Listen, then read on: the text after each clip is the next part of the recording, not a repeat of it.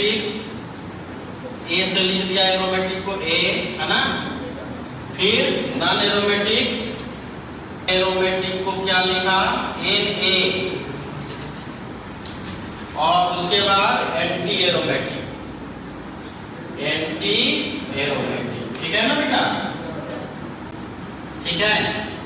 तो एरोमेटिक का resonance energy सबसे ज्यादा होगा, तब नॉन एरोमेटिक का, तब एंटी एरोमेटिक का, क्योंकि एरोमेटिक का बॉन्ड सबसे अधिक स्टेबल होता है, तब नॉन एरोमेटिक, तब एंटी एरोमेटिक, ठीक है। वैसे aromatic, non aromatic, anti aromatic का अलग से भी टॉपिक है, रेजोनेंस के बाद उसको पढ़ाएंगे, लेकिन आप 12th के स्टूडेंट हैं, आप इसके बारे में जानते भी हैं। तो ये तो तीन तरह का अगर कंपाउंड हो, एक एरोमेटिक हो, दूसरा नॉन एरोमेटिक, तीसरा एंटी एरोमेटिक, तो रेजोनेंस एनर्जी सबसे ज्यादा किसका होगा, एरोमेटिक का, तब नॉन एरोमेटिक का, तब एंटी एरोमेटिक का।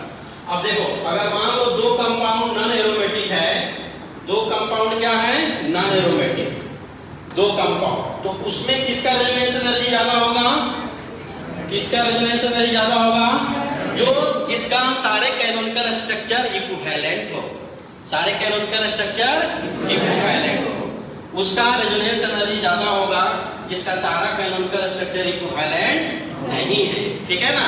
तो all canonical structures are equivalent, equivalent, इसका रेजोनेंस एनर्जी ज्यादा होगा। ऑल कैनोनिकल स्ट्रक्चर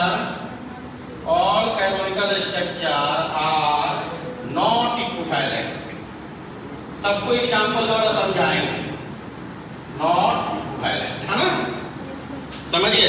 अब मान लो दो कंपाउंड है और दोनों का सारा कैनोनिकल स्ट्रक्चर इक्विवेलेंट है, तो उसमें रेजोनेंस एनर्जी किसका ज्यादा होगा, which have more number of canonical structure, उसका रेजोनेंस एनर्जी ज्यादा होगा जिसका नंबर ऑफ कैनोनिकल स्ट्रक्चर कम हो, ठीक है। क्योंकि ज्यादा कैनोनिकल स्ट्रक्चर है, इसका मतलब ज्यादा डिलोकलाइजेशन हो रहा है, और कम नंबर ऑफ कैनोनिकल स्ट्रक्चर है, इसका मतलब कम क्या हो रहा है, डिलोकलाइजेशन। तो मोर नंबर ऑफ कैनोनिकल स्ट्रक्चर्स, ये जो होगा ज्यादा